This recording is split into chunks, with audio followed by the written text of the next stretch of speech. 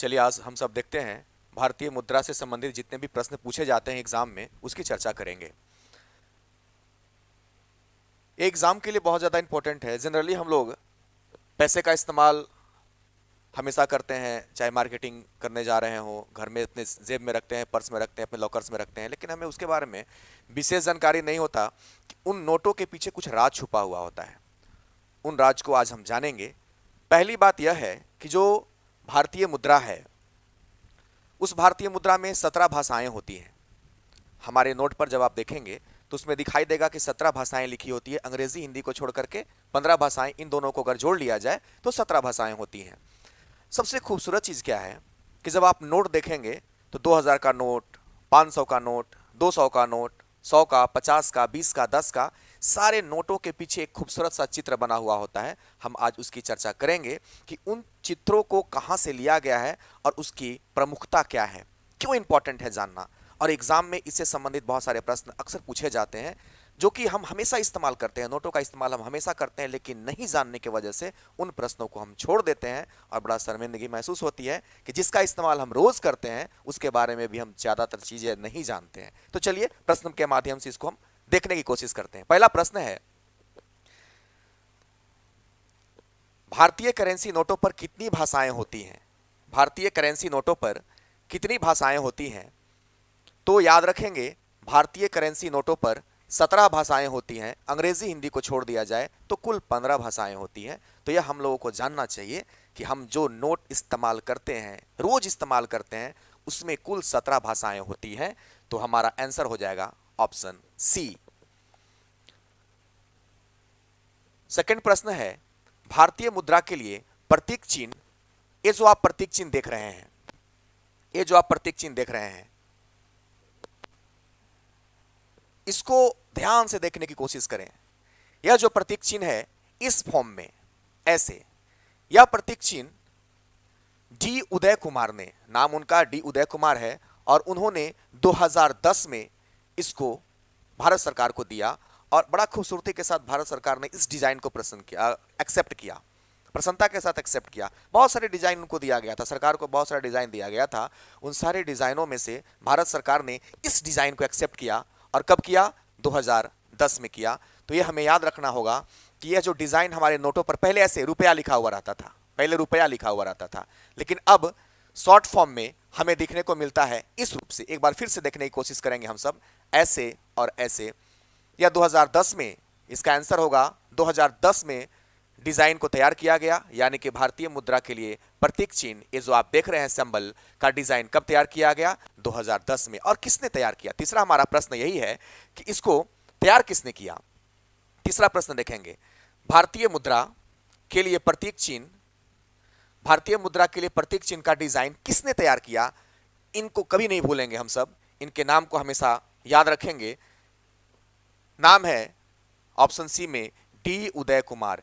D Uday Kumar ji ने 2010 में रुपए पे जो हम सिंबल इस्तेमाल करते हैं, आर लिखा हुआ और ऊपर से बीच से लाइन एक हॉरिजॉन्टली डाला हुआ, बहुत खूबसूरत सा सिंबल 2010 में उदय कुमार जी ने दिया। अगला हमारा प्रश्न है, भारत का आईएसओ कोड क्या है? अभी आईएसओ कोड के बारे में थोड़ा सा जानेंगे। जब भी आपके मोबाइल में आपका जो मोबाइल नंबर है आपके अकाउंट से कनेक्टेड होता है, जब भी आप देखते होंगे कि आपके मोबाइल में आपके पिताजी ने पैसा डाला, मान लो 5000 रुपया महीना में आता है, या आप रोज स्कैन करते हो दुकान पर जाकर के, तो बैलेंस 100 रुपए का सामान आपने खरीदा तो आपके मोबाइल से 100 रुपया खत्म हुआ। एक चीज गौर करिएगा, वहां पे लिखाता है इनर बैलेंस, INR। जब मान लो आपके पास 5000 था, आपने 500 का शॉपिंग किया तो कितना बचा? 4500 बचा। तो इनर बैलेंस कितना बचा? 4500।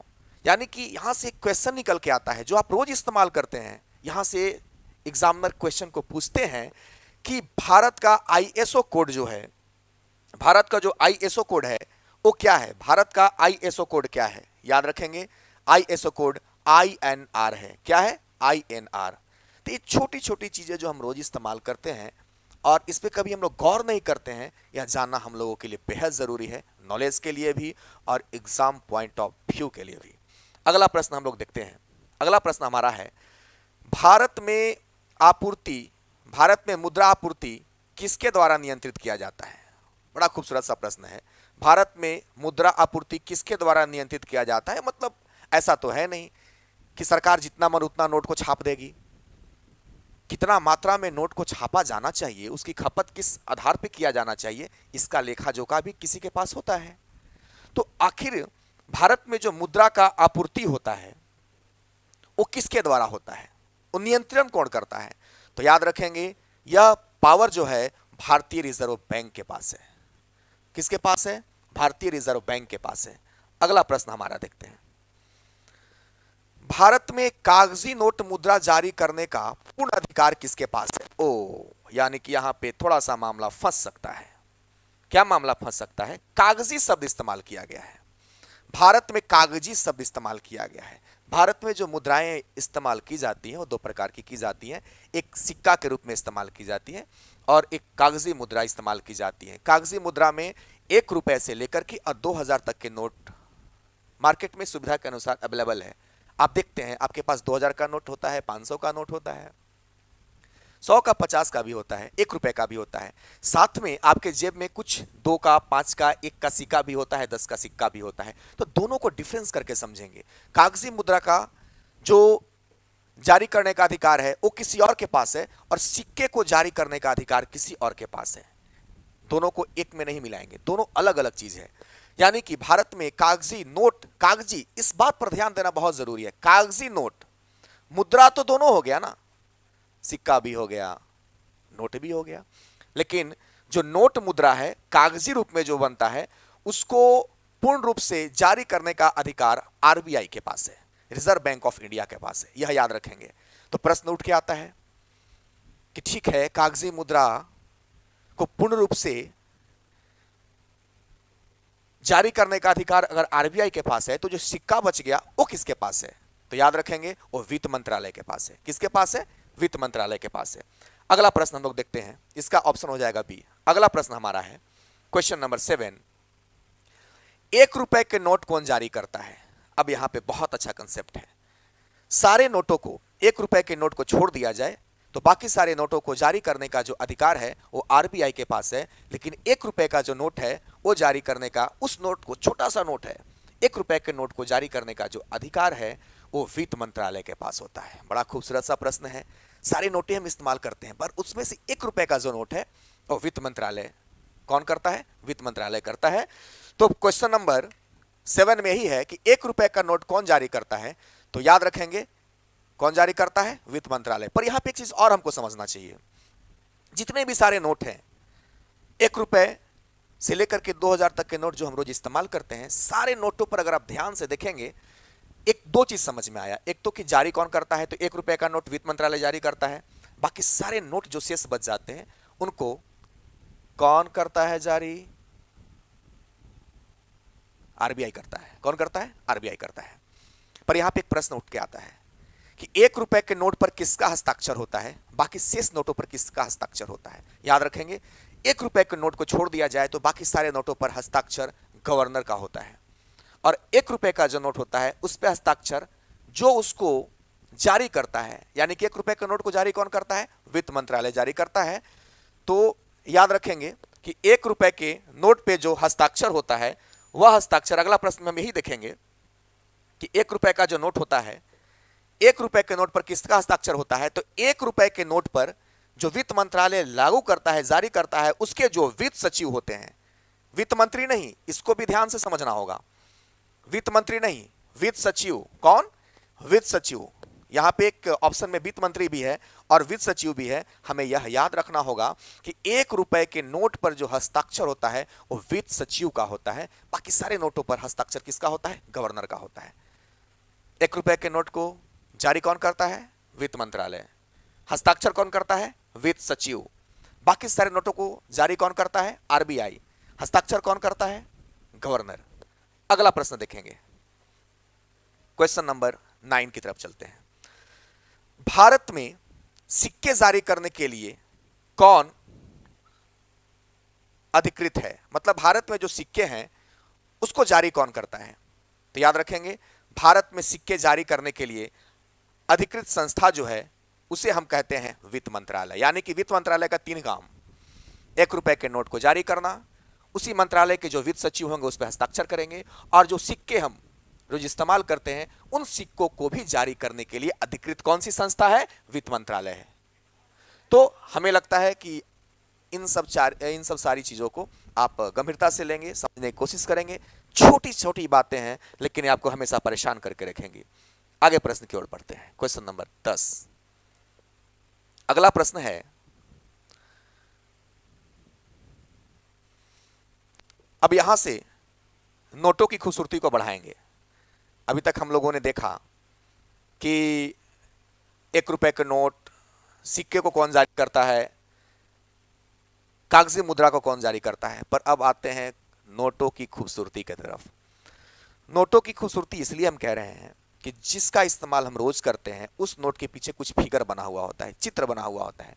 जैसे 2000 का नोट हम इस्तेमाल करते हैं तो 2000 नोट के पीछे मंगलयान का फिगर बना हुआ होता है। तो हमें यह याद रखना होता है, जनरली एग्जाम में पूछे जाते हैं कि जो हम नोट इस्तेमाल करते हैं, 2000 का नोट, 500 का नोट, 200 का नोट, 100 का नोट, 50 का नोट, 20 का नोट, 10 का नोट, 5 का नोट, इन सारे नोटों के पीछे जो चित्र बना हुआ होता है वो किसका बना हुआ होता है, और वह जो फिगर बना होता है, जो चित्र बना होता है, वह चित्र किस राज्य से संबंधित है। यह एक जनरल नॉलेज की चीज है, हमें जानना चाहिए और एग्जाम पॉइंट ऑफ व्यू से भी बहुत जरूरी है। डिस्कस करते हैं। क्वेश्चन नंबर 10 कहता है 2000 के नोट पर पीछे की तरफ किसकी आकृति छपी हुई है? 2000 के नोट पर पीछे की तरफ किसकी आकृति छपी हुई है? ध्यान से अगर आप देखेंगे तो मंगलयान की आकृति छपी हुई है। किसकी आकृति छपी हुई है? मंगलयान की आकृति छपी हुई है। जैसे ऑप्शन पे अगर हम डिस्कस करें तो ऑप्शन हमारा ए है लाल किला, जो कि गलत है। लाल किला 500 के नोट पे छपी हुई है। ऑप्शन हमारा जो बी है सांची स्तूप, ये भी गलत है। 200 के नोट पर सांची स्तूप छपी हुई है।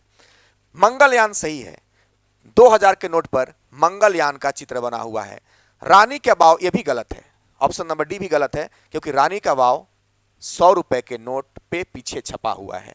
यानी कि हमारा ऑप्शन 3 गलत हुआ और हमारा ऑप्शन सी सही हुआ। यानी कि याद रखेंगे 2000 के नोट पर मंगलयान का फिगर बना हुआ है।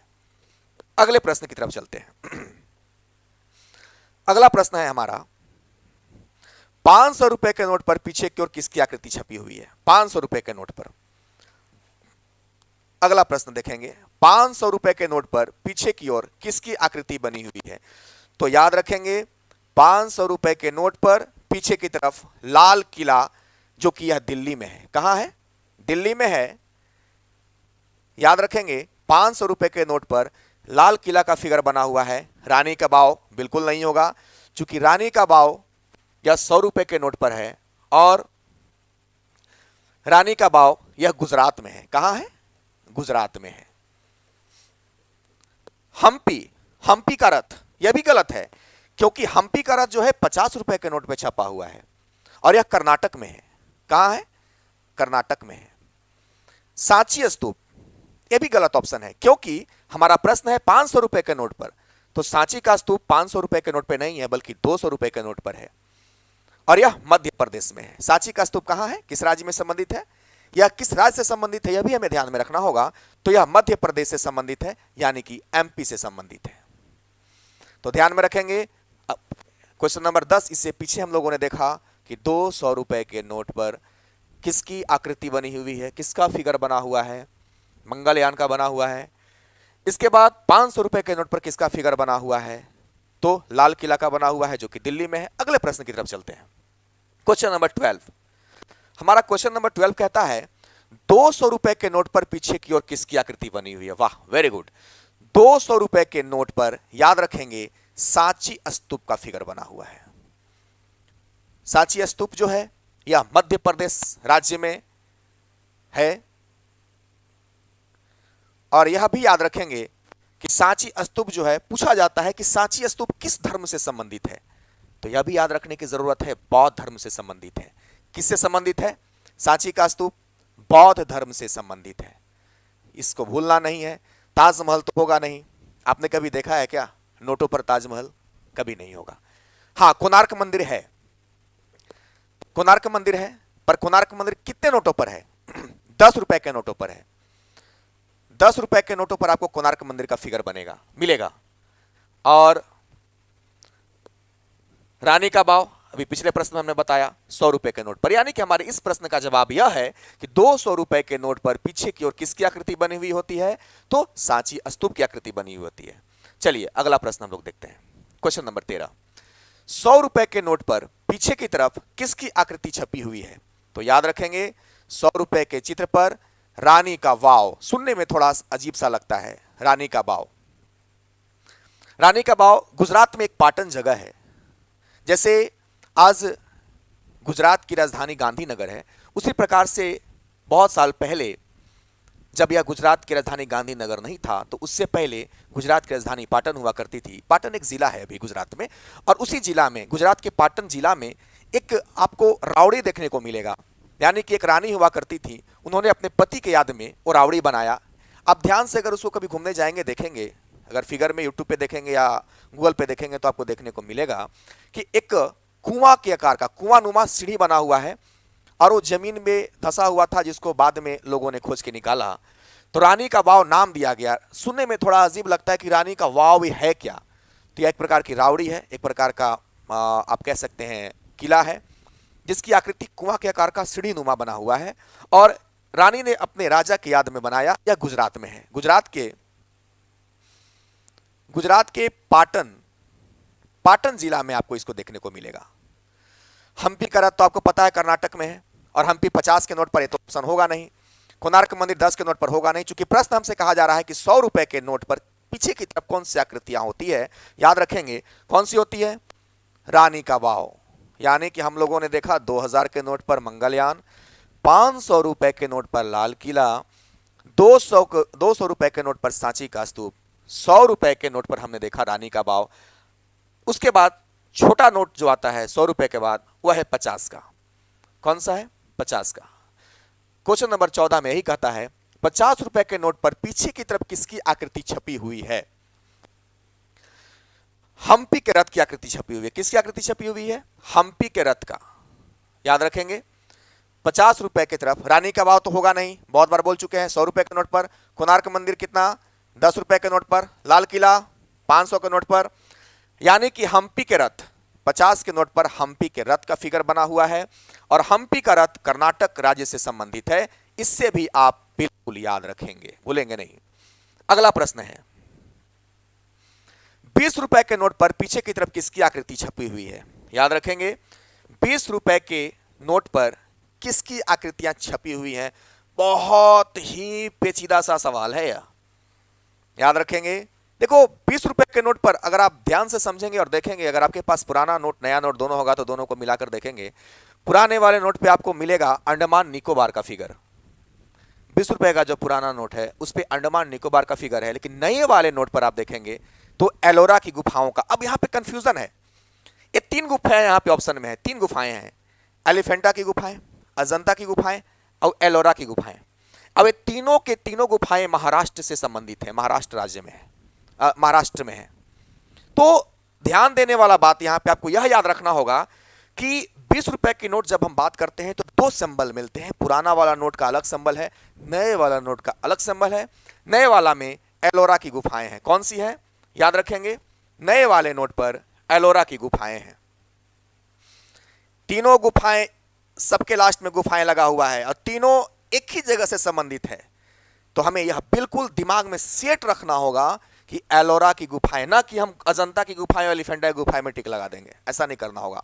छात्र जीवन में यह इतना हमें याद रखने की जरूरत होती है कि इसका जवाब क्या होना चाहिए। और यह भी याद रखेंगे अगर ऑप्शन में 20 रुपए के नोट पर अगर अंडमान निकोबार का फिगर का ऑप्शन दिया रहे और ये सारे ऑप्शन नहीं रहे तो आप उसका टिक अंडमान निकोबार में ही लगाएंगे। अगर नए नोट की बात करेगा और दोनों ऑप्शन दिया रहे तो फिर हम एलोरा की गुफाएं लगाएंगे, इसको याद रखना है। अगला हमारा प्रश्न है 16 क्वेश्चन नंबर कहता है 10 रुपए के नए नोट पर पीछे की तरफ किसकी तस्वीर छपी हुई है। 10 रुपए के नोट पर किसकी छपी हुई है, थोड़ा सा ध्यान से देखेंगे। 10 रुपए के नोट पर कोणार्क मंदिर का, किसका, कोणार्क मंदिर का छपा हुआ है। याद रखेंगे किसका, कोणार्क मंदिर का, यह हमें भूलना नहीं है। किसका, कोणार्क मंदिर का।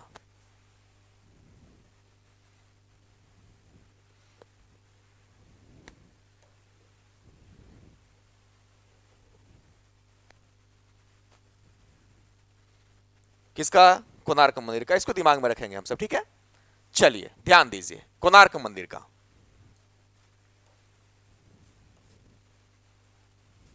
नहीं आ रहा है?